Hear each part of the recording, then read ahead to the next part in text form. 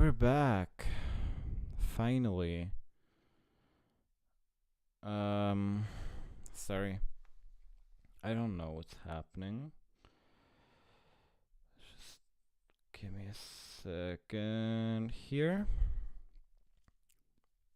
OBS just quit on me, and then I reopened it again, and then it couldn't connect to YouTube again, so I had to disconnect, and it's just annoying.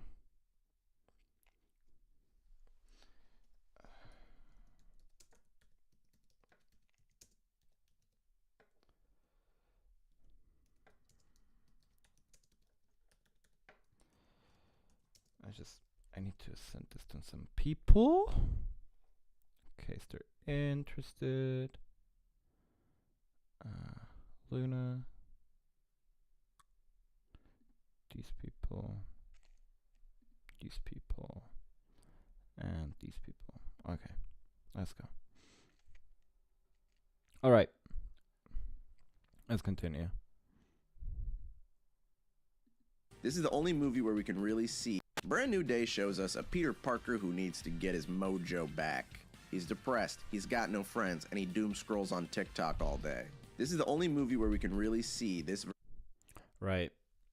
Yeah, that's what was set up. I don't think it's really conveyed in this movie. Like, again, like, he has great connections to the police, fucking bootlicker. He has great connections to damage control, fucking bootlicker. He can just go to Yelena, I guess. He has super advanced AI. His tech, like, yeah, it just cheapens the shit out of it. But yeah, anyway. Version of Peter alone. And I think that's a critical aspect for the character of Spider-Man. A lot of the suffering that's...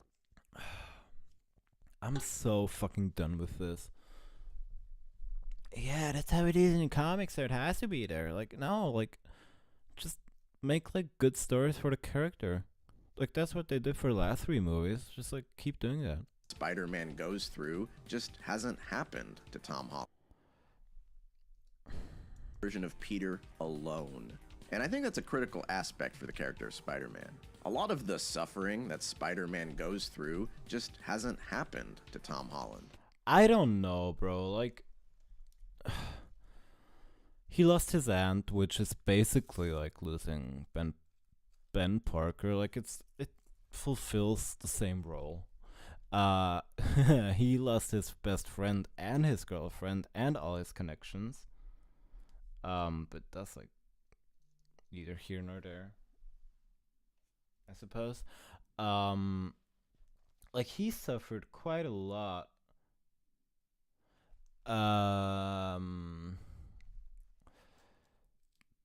It's just like he doesn't suffer in the exact same way. Like, he suffers the huge weight of responsibility after, like, Tony Stark dies in Endgame. Like, that whole, like, second movie is about that. Like, he's dead for 5 fucking years. He's dead. I don't want to go, Mr. Stark. I don't want to go. Help, help, help. Like, yeah, he doesn't suffer like he did in, like, the 1960s and 1970s comics, but, like, can we maybe, like, put, like, a bit of a different, like, just a little bit of a different, like, spin to the character? Just let him explore different, like, ways of, like different contexts, like different, like, situations that make sense for the universes in. Like, I'm sorry, that makes me really, like, it's just so surface level. It really is. Like, yeah. Anyway. Let's continue. Since this Peter was introduced, he's always had somebody. There's always someone in his life very close by to keep him from getting too sad. He went... I don't know. He got pretty sad. Like, I don't know what to tell you. Like, he was ready to kill, like, all those supervillains after Aunt May died. Like, I don't know what these people want. Like, is he supposed to be suicidal? Like, I'm sorry. Yeah. like 3 movies without anything bad happening to him. So yeah, it's Wha- about time. What? His father figure dies. He's dead for 5 years. Uh, he's yeah, his father figure dies. Tony Stark. He's dead for 5 years. He fucks up in Homecoming, like hardcore fucks up, and has to live with that. Like he thinks he's done after Tony takes his suit away. Um, he has to shoulder the responsibility um of being the next Tony Stark, and has to realize like that's not, yeah, like then he loses his aunt, like his mother basically. Like it's insane. Like what do you want? Always someone in his life very close by to keep him from getting too sad. He went like 3 movies without anything bad happening to him. So yeah, It's an insane statement. Like holy shit, did you watch the other movies? Have you seen them? it's about time this Peter gets a dose of the Parker Yeah, okay. luck. It really does feel like this movie's doing everything to feel different from the Home trilogy. And in just about every way, As in it's bad? Yeah, I agree. it does that while surpassing it. The humor is still Again, this is not like I can't say anything because he hasn't made an argument here, but like it's driving me mad. present, but it feels much more appropriately placed. I can easily say that Homecoming and Far From Home are What? What? Like that's what those movies are, high school comedies mostly with like very emotional shit in them, but like there's okay, whatever, sure.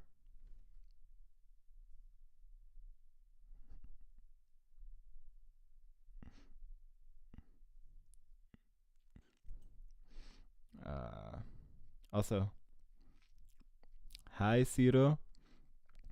Send me like a thumbs up if in the next like bathroom break I have to do, I should play our song. You know which one I mean. classified as full-on action comedies. And if not, send me like a thumbs down because that's super fair. This is It's not finished yet. yeah. The humor is still present, but it feels much more appropriately placed. I can easily say that Homecoming and Far From Home are classified as full-on action comedies. But Yeah. They're high school comedies, but like that's what makes them so like unique in the Spider-Man like cosmos, right? They're like the other Spider-Man movies have like comedy as well, but like they're high school comedies with Spider-Man in them, which I mean, I guess that's like subjective if you like that or not, and that's fine.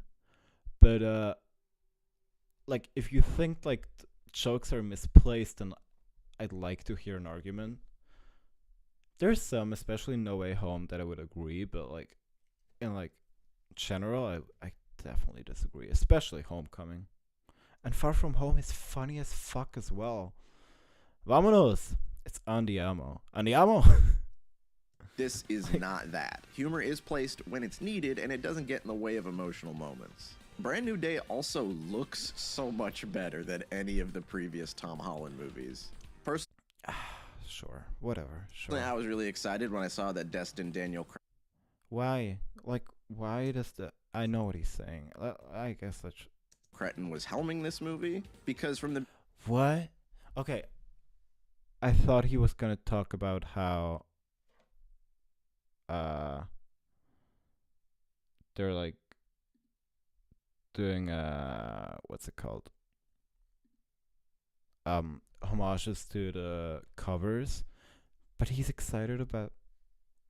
This video is sponsored by One sec. NordVPN. We Thanks, are so brother. I guess he's excited about that guy directing the movie, which like I've only seen Shang-Chi. Really didn't like Shang-Chi, but it's like 5 years ago, so I guess. was helming this movie, because from the beginning it was very apparent that there would be a heavy focus on practical effects and presentation. Spider-Man. Yeah, but like, what's like the use in that if the movie sucks?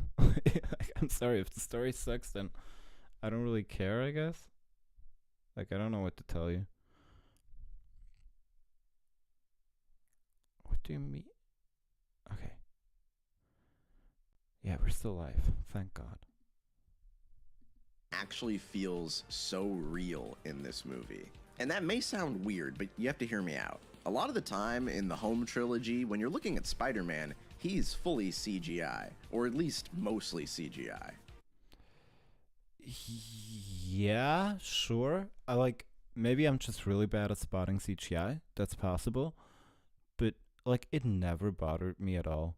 Like, never. Like, this is from 2017, and it looks pretty fucking But good. when it's at its worst, he feels very intangible. In this movie, that's really not the case. He is there as a Yeah, I guess I'll agree with that. He looks like Wheeler in this movie, but again, like, I don't really care if the story's bad. guy in a suit 90% of the time. And I think that does make a difference. Because this story focuses on Spidey actually being in New York and interacting with the city and its people. He's not in outer space. Okay, but like, he makes the point of like, at the beginning of the video, he makes a point of like,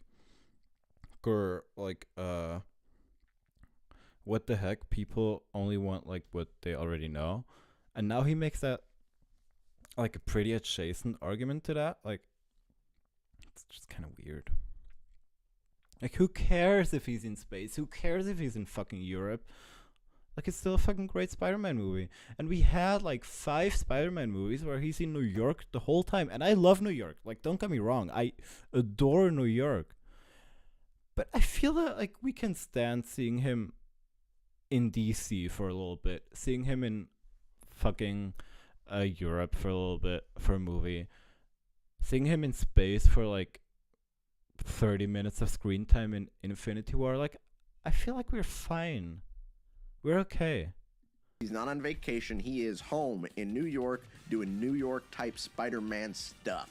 It finally feels like Tom Holland's Peter Parker is the main character of his own story. And to I don't know why you would ever feel like that's not the case in the Home trilogy, because he clearly is, but sure. actually see him be there in the flesh, it really makes a difference. Also, it's no question Sure. that the action is a massive step up. Tom Holland's Spidey has never kicked this much. Sure. Like, I really don't care about action scenes. Like, sure, whatever. Like, don't get me wrong. Like, it's impressive action and whatever. But like, I couldn't like argue here. Ass. Not every action scene is practical, but enough of them are that it helps the movie stand apart. We get a Spider-Man movie Fuck. with I'm sorry. That like that triggered something in my brain. Again, I watched No Way Home on Monday, and that scene where like the fight with Green Goblin starts, and then the fucking lizard just comes. Like, Spider-Man like jumps out of the building or flies out of the building, not sure. The lizard fucking comes, is like, told you there'd be consequences, and just smashes him back into the fucking building. Ah, that's so funny. Okay, sorry, that's got nothing to do with the video. Just triggered that in me. Ugh. Spidey has never kicked this much ass. Not every action scene is practical, but enough of them are that it helps the movie stand apart. We get a Spider-Man movie with legitimate wire work. I feel like that's something I shouldn't. I don't know. I saw, as I said in the intro of, I guess, the last stream, because this one was split into 2 parts. But as I said there, I watched the fucking behind the scenes documentary, and I don't know what to tell you. Like, there was a lot of wires there. Like, a lot. Like, they talked about, like, I think it's the action coordinators or something like that. They talked about how hard it was to get, like, 8 people wired in a different way because they all move differently. Like, it just kind of feels like kind of shitty. Like, It feels kind of shitty just discounting all that work that people did on those movies. Just because I guess a new movie's out? Like, I don't know. Have to ask for, but I guess it is. Spider-Man is pulling some Insomniac finishing moves in this movie, and it's so much fun. But in a lot of ways, this movie can feel a little bit too long because a lot of it has Peter just talking to people. And while some What? What? Like, what is this? Like, what is this? What? Like, where's the analysis, bro? Like, this movie feels too long because Peter talks to people? Because we get, like, like, I think there's a different problem. I think, like, those dialogue scenes are mostly bad. But it's not a problem that he talks to people. Like, dialogue can give us great insight into character and like character relationships and like all that juicy stuff. Like, that's not the issue here. those conversations kind of drag, I personally don't mind sitting in a Spider-Man world for a little bit longer. And a lot of the conversations do serve as therapy for this character, where he gets to grow and move. I don't see him grow in this movie at all, but sure, okay. Therapy, more like chat, like this is therapy if your therapist is ChatGPT, basically. Like, MJ finds out that he like scrambled her fucking mind, and she's like, yeah, you know, I'm sure you're a good guy, but I'm not the same person anymore. I don't love you. Instead of being like, what the fuck? Like, she does like, what the fuck for like a minute there, but then she just completely drops it. Like, yeah. Yeah, okay. On from the problems he's had and forge new relationships in a world that's completely forgotten him. There are some genuinely great emotional beats here, and on one occasion, I did get a little misty-eyed. And that's how Spider-Man's supposed to make you feel. I got a little misty-eyed as well when they showed all those scenes from the home trilogy. However, that's really all I can get into without talking about spoilers. And while I normally keep these reviews spoiler-free, I found that while writing this one, there was a lot of stuff I wanted to talk about. So here's your warning. We're actually going to go into spoilers for the rest of the video. There are actually a lot of things that can get spoiled here, so you better get out of here. I ain't going to tell you twice. Okay. But I will wait a second so you can pull your phone out of your pocket. Get on with it, please. Man, at one go or skip ahead, I don't care. All right, let's go. So yeah, it's no secret that Spider-Man at one point was my favorite Marvel property, but it has been replaced in my heart by the X-Men. So it's safe to say This was a very interesting movie for me. That's a fair thing. I think he's still my favorite, but the X-Men are pretty fucking good. Like last year, I reread Joss Whedon's X-Men run, and holy shit, that's some of the best comics I've ever read. Like, wow, that's good. But yeah, it's neither here nor there. Me. If you had told me a year ago that Jean Grey was going to be the main villain in a Spider-Man movie, my reaction would be, how's that gonna work? but after seeing it, I think it works. But after seeing it, it's like, oh, it didn't. There are a few fleeting Sorry, never mind. moments where I feel like she's kind of steering the story away from Spider-Man and driving. Oh, really? As in, she has nothing to do with Spider-Man? Like, her conflict is not related to him whatsoever, which was like the main or one of the main criticism people had about Homecoming and Far From Home, even though it's way more related to him there. Interesting. Yeah, no. A little too close to an X-Men origin story, but I do think it's appropriate to have the antagonist be another young adult who's alone in the world and Sure. And that ending, if like the way there, like the way he beats her, if like the way there was well done, that's like such a Spider-Man thing to do. Like, but you know, yeah. Okay, no, I will get into it. Like him hugging her and being like, yeah, I'll be here for you, because he knows the pain, and like there's no need to punch and grr each other anymore. I'll just hug you and I'll be here for you. that could have hit so fucking hard. That could have been great, but just like all the connecting pieces up to there are just they don't work. They don't work. Developing new scary abilities. I think making Jean more of a troubled youth is a very good take on the character for this universe. Yeah, for sure. For sure. Again, like I'm not mad at those concepts. I'm mad at how they were realized. Like Jean is a awful person. I think I've said this before, but all the people she kills with no consideration, even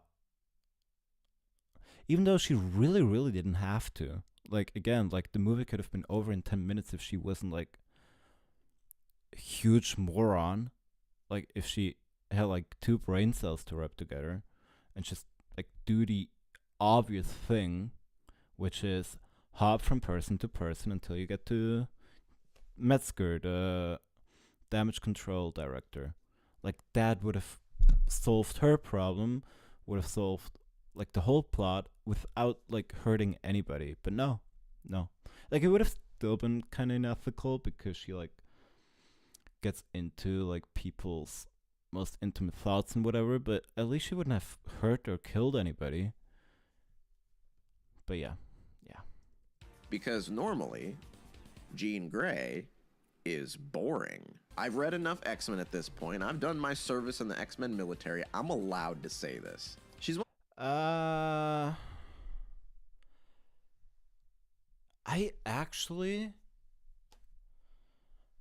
disagree with that if he's talking about the Dark Phoenix saga. And like I haven't read a lot of the comics leading up to it, even though I have like this thick of a book with everything leading up to it and the aftermath and everything. Still need to read that though. I guess I'd kind of agree. I disagree there. Sorry. I definitely kind of agree in the movies, and in the other comics she was more like a side character. So I don't know. But yeah, okay. one of the most inconsistently written characters in X-Men history, and Chris Claremont only gave her the Phoenix because he was sick of her being the boring token girl on the team. Okay, so like sure. I say with Maybe. so many superhero movies, it's okay if you take a character and change them to service the story. Making her younger and edgier is perfectly fine with me. And honestly, it's shocking that she doesn't overload the movie with too much new content. It still gets to be a very serviceable Spider-Man story, even with X-Men in it. Yeah, sure. Yeah. Like, I don't know what to tell you. I agree. And another aspect that's present in the story. Wait, the fucking... Shit, the caption changed again. Holy fuck, I didn't even see that. Here, Spider-Man.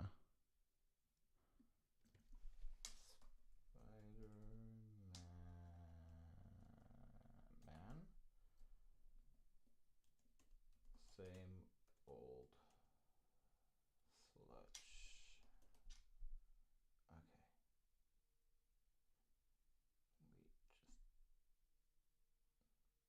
Right? Transition. Alright. Okay. Now it's good again. Without overpowering it, are Peter's powers. Peter's pretty supercharged in this movie due to his emotional distress.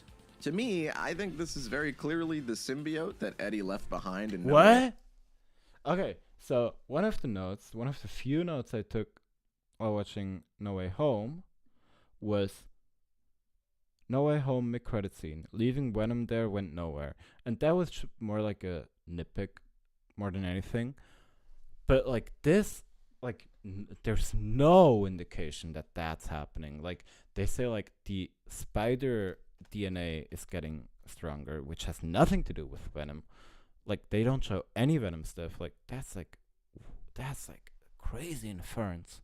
All right. Home. I think it's handled in a very subtle manner, so subtle that many people don't even think it is the symbiote. Yeah, so subtle that they don't. It's not even there. Like, what? All right. Okay. I think either Interesting take. Like interesting take. way it works. Because if we just made this the symbiote Spider-Man story, it turns into something very different. This needs to be a movie where Spider-Man just gets to be Spider-Man. It's already a lot to throw the X-Men into it. Having the symbiote be revealed would be way too much. Do that in Secret Wars, where a million ridiculous things are already happening. Here, the symbiote just serves as an assisting... If it is the symbiote, and we're supposed to, like, see it as the symbiote, like, you don't have to, like, give a lot of time to